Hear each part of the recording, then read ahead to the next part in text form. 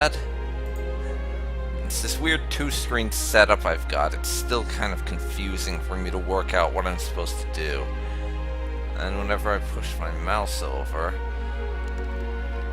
it not only goes onto the other screen, but moves my positioning on the map, which is rather annoying.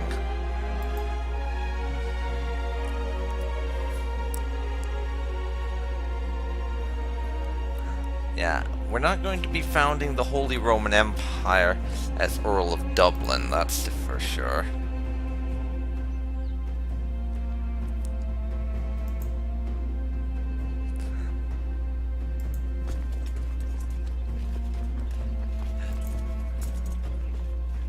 And now it's time to get started.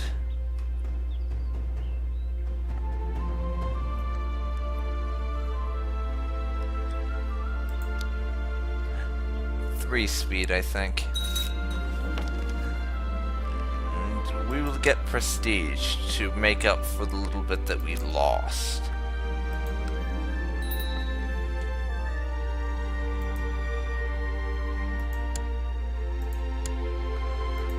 And now we need to pick a new ambition.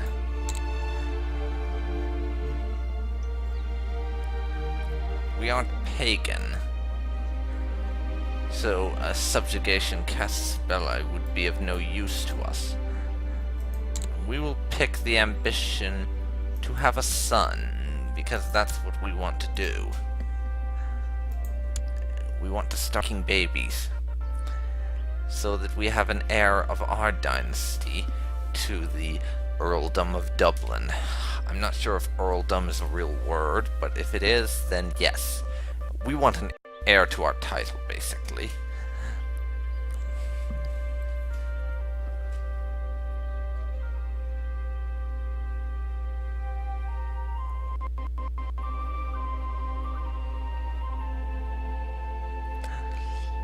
And we gain 0.5 prestige per month, apparently. We're not making much money, but we only have a single county, and we have no vassals. Well, we have one vassal, a bishop. That is it. Levy reinforcements check. And as you saw just now when I was setting up, these people are my council. Basically, we send them out on missions to do stuff. It's sort of different now because I'm tribal.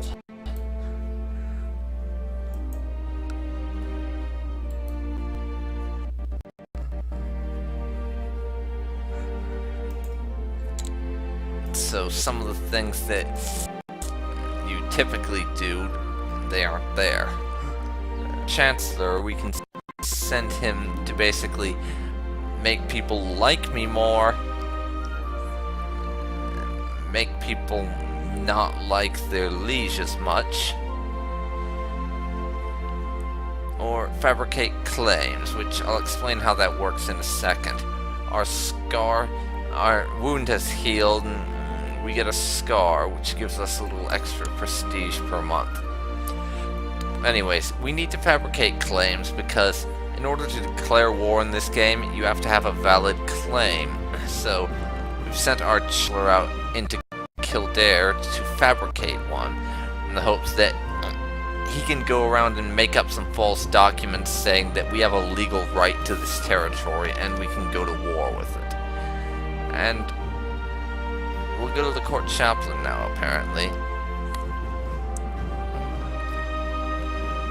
He can convert people not of our religion, though if it's not in our territory, there's a chance that he'll be thrown in prison. He can improve religious relations, making religious vassals and the Pope like us more. And he can build zeal, so there's a chance of him raising a holy army under our banner, which we can use to fight wars against people who aren't Christian. But we lose prestige and people get really pissed off if we don't use it for that purpose, or we just sit around with the army waiting. Our marshal can suppress revolts, so if there's a risk of a rebellion in a certain territory under our control, we can tell him to do that and it will decrease the chance of it happening. And that will also make it more likely we can arrest someone. For example, if I owned Kildare and put in there to suppress revolts, and let's say the Earl of Kildare was my vassal, then by doing that there would be a 14% greater chance that I would be able to throw him in prison, and the Earl wouldn't just rise up against me. Then he can train troops, which is what we have him doing. That increases our levy reinforcement. There's also organized raid, which we can basically build an army for the purpose of raiding. I'm not really sure how that mechanic works, since I'm still kind of new to the whole tribal thing. There's our steward. He can settle our tribe, which makes it more likely it'll change to Irish culture. I don't really know what that means. Oversee construction. What that means is that we can go into here to build stuff. Since we're a tribe, it uses prestige instead of money for most things. There's a way for us to become feudal instead of tribal, and I'll go into that later. But yeah, there's that. And there's Build Legend, which is basically a chance that he'll raise an army under our banner. Then there's the Spy Master. He's in Dublin scheming, so there's a chance he'll uncover plots, and vassals are discouraged from joining factions. I'll get into factions in a minute. And Spy Network. We have a chance of getting some events there that we can use against the people in the area he is. And Study Technology, he can basically steal tech from people. I'll only go over these if they become relevant. We have no reason to look at laws or technology yet. And military, this is just where we raise our army from. If this guy liked us more than the Pope, he'd send his taxes and troops our way, but he doesn't. And right now we have a total of 669 troops, and we can raise about 500 of our own. Intrigue is where we can make decisions. Some of these are from mods, and I forgot to mention I do have a couple of mods installed. Let me see. There's basically the two main ones are Bloody Peasants and Treasonous Adventurers. So Bloody Peasants just makes it so that if you get a peasant revolt, then there's a period of time where it's less likely you'll get a peasant revolt, because they have to wait some time and gather people who are stupid enough to throw themselves on your blades. And Treasonous Adventurers just makes it so, for example, if we had an uncle and he declared that he wanted to take our title and was mustering troops under his banner for that cause, then that would flag him as a traitor to us, and we could have him thrown in jail without all our vassals thinking that we're a tyrant. That's basically what that is, and there's plenty of decisions here. We can raise a tribal army if we have prestige and we're at war, and this is where things split off. We can either become feudal or found a merchant republic, depending on which way we go with our buildings. And there's this big decision, which mostly affects like Charlemagne and the like, because he's more likely to be able to do it.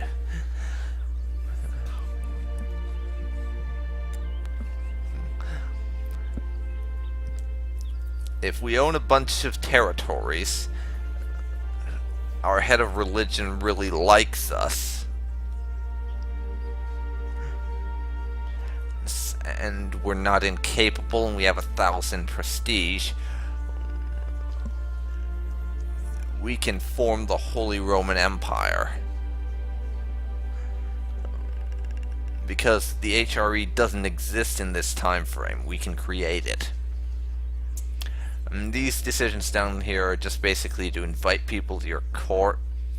Like, if you need priests or nobles or noble women in your court, you can invite them and hold a feast, hold a summer fair, go on a grand hunt. Those are just basically ways of gaining opinion with people. Go on a pilgrimage. We can do that. That basically allows you to venture to Jerusalem, Rome, or some generic Western holy site and get some special holy traits. We won't be doing that because Reigen is not very religious. We can borrow money from Jewish merchants with the expectation that we'll pay it back at interest a bit later and annoy some church vassals. Buy indulgence for your sins if we need more piety. We can expel the Jews, which reduces our diplomacy, but we get a bunch of money. Factions will go into later, and religion, this is basically where our head of where we deal with all the religious stuff. We're free investiture right now, so we can appoint a successor to our current bishop. And this is the College of Cardinals, so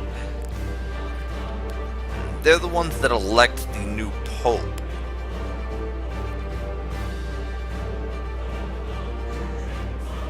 After the pope dies, they'll make their votes and decide who's going to be the new pope.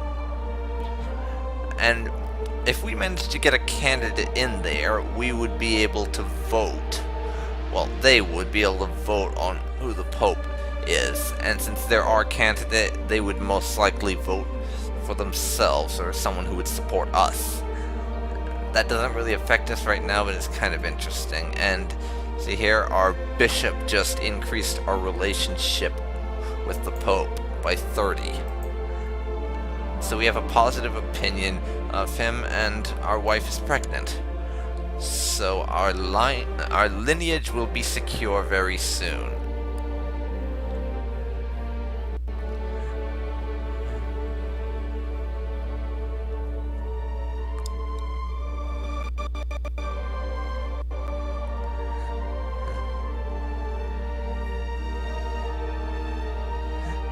As you can see, the British Isles are pretty divided right now, and Scotland's replaced by Pictland, because Scottish isn't a culture yet.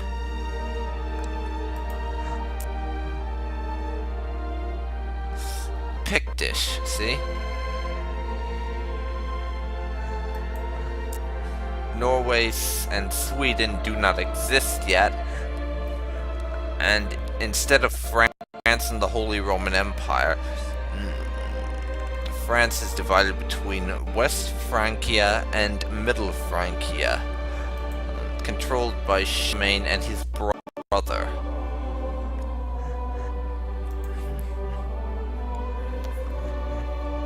Both have claims on each other, and apparently Charlemagne is at war with Bavaria. Not sure if that affects us. And speak of the devil,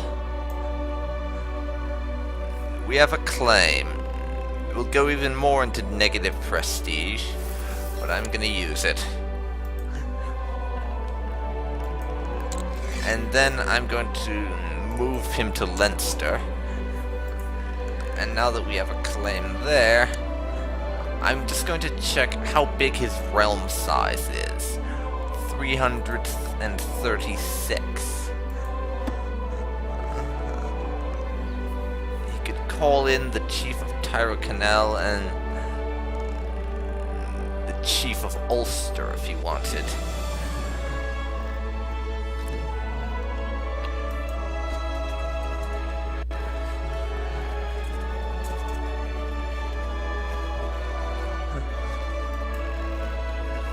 So, I'm going to be a little cautious here, and since I don't have any vassals I can get away with it, I'll borrow 300 from the Jewish moneylenders.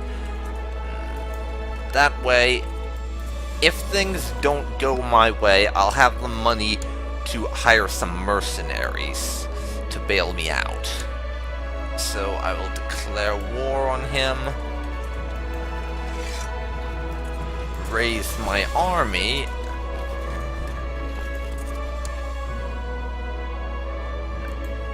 and I am at the head of the army, of course.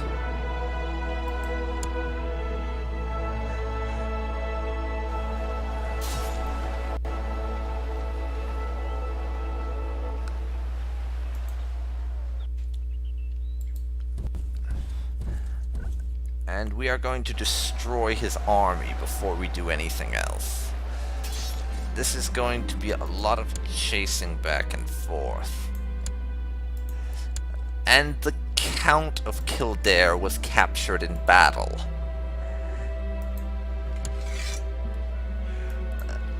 Which means, since we have their leader as our prisoner, we can instantly end the war in our favor.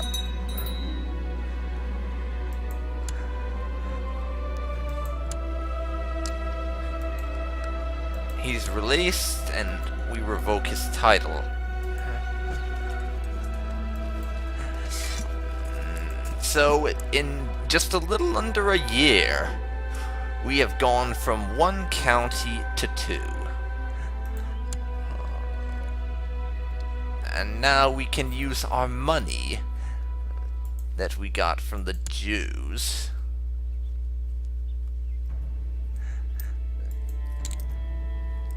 while still having some left over to create the Duchy of Meath.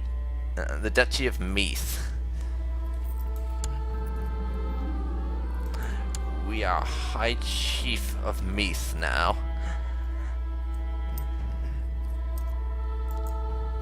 Nice.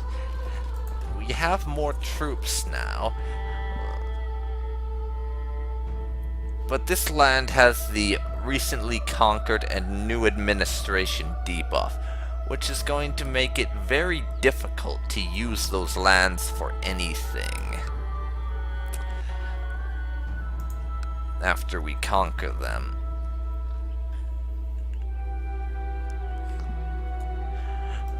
It's going to be about 2 years before those debuffs expire. I'm guessing that since we're the expiration date's a little shorter, but I don't know for sure.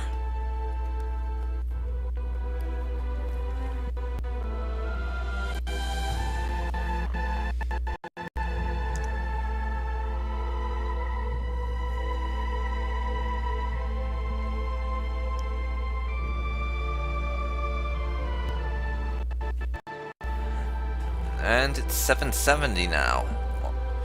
A whole year has passed already.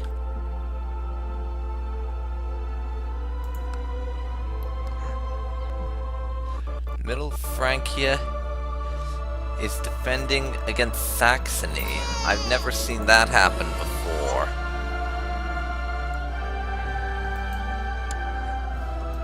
And we fulfilled our ambition to have a son, who we're naming Reigen, after ourselves. Everyone, meet Reigen II, hopefully, if things go according to plan. And we need to pick another ambition now. I think we will pick to improve our learning.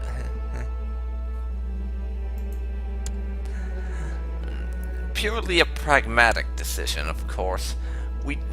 Reigen doesn't give a damn about religion, but he does know that alienating the Pope is a very bad idea, and if he can portray himself as a little more religious, maybe that will be less likely to happen.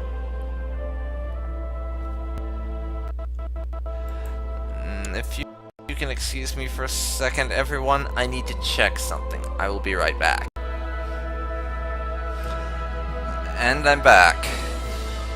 Sorry about that, everybody. real life and all, I needed to check on something. And God, this music is rather loud. I'm going to turn it down a little. Let me know if that's too quiet in the comments.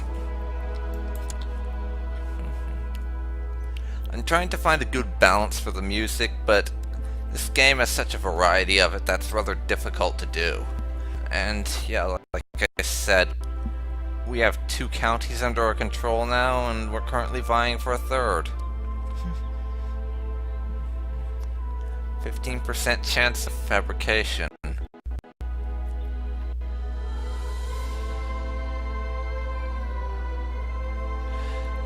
So yeah, about 1 in 6 chance to fabriclaim, and we get it within a year.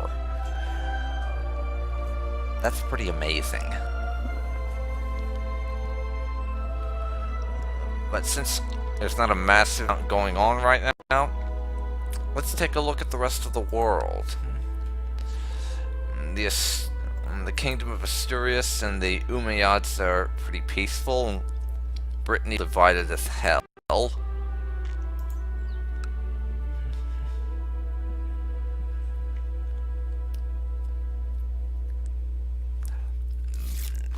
Lombardy is assisting the Bavarians in trying to fight off West Francia. More levy reinforcements. What about the Byzantine Empire?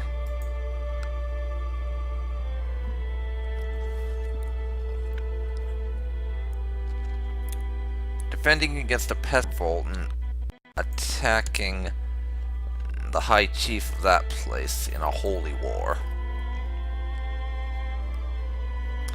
And the Abbasid Empire is huge.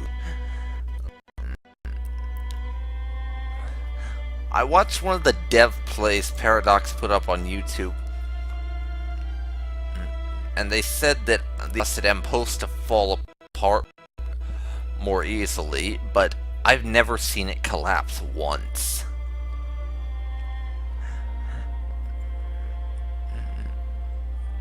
There's Jolland, or however you say that. I'm not Scandinavian.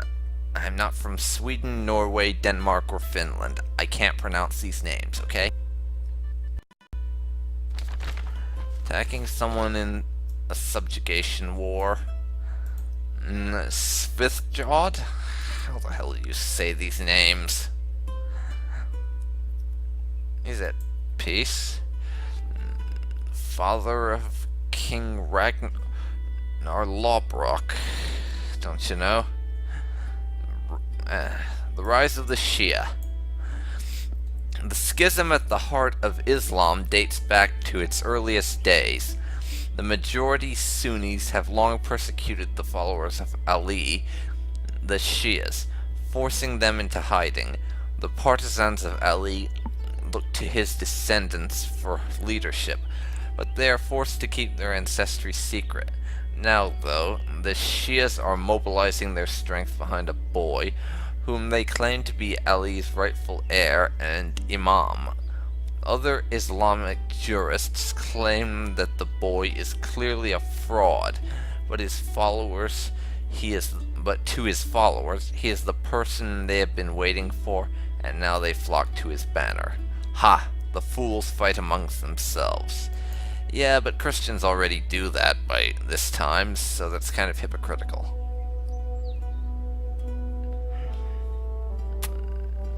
But now, I think we'll take a look over here at India. I'll get to you in a second, event.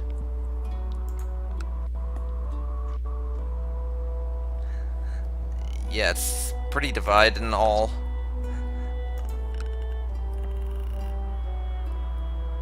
And Rastraruka, or however you say that. God.